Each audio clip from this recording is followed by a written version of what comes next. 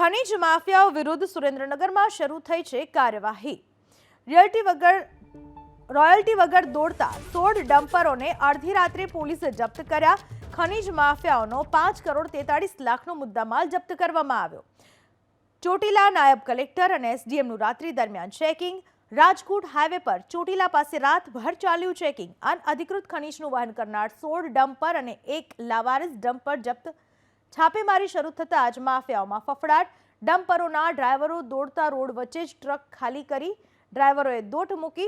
સુરેન્દ્રનગરમાં ખનીજ ચોરીને લઈને એબીપી અસ્મિતા સતત સવાલ ઉઠાવે છે।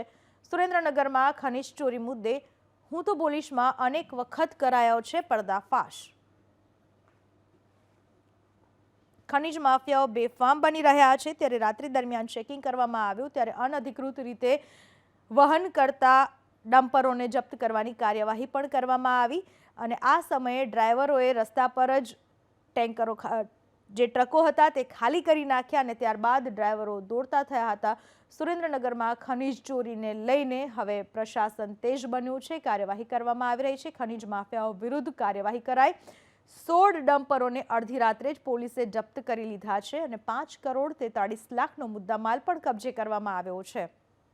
ચોટીલા નાયબ કલેક્ટર અને એસડીએમએ રાત દરમિયાન આ ચેકિંગ કર્યું। રાજકોટ ચોટીલા હાઈવે ઉપર રાતભર આ ચેકિંગ ચાલુ રહ્યું। અનઅધિકૃત ખનીજનું વહન કરનાર 16 ડમ્પરો કબજે કરવામાં આવ્યા। સાથે જ એક ડમ્પર અન્ય પણ જપ્ત કરવામાં આવ્યું। ખનીજ માફિયાઓમાં ફફડાટ ફેલાયો।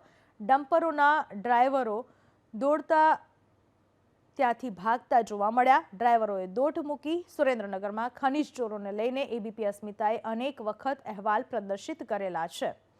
સુરેન્દ્રનગરમાં ખનીજ માફિયાઓ બેફામ વારંવાર અકસ્માતો પણ સર્જે છે અને ગેરકાયદેસર રીતે ખનીજ ચોરી પણ કરવામાં આવે છે। અનેક વખતની રજૂઆતો પણ થઈ ચૂકી છે। અંતે હવે ખનીજ માફિયાઓ પર તવાઈ બોલાવવામાં આવી છે। રોયલ્ટી વગર દોડતા 16 ડમ્પરોને અડધી રાત્રે જ પોલીસે જપ્ત કરી લીધા છે।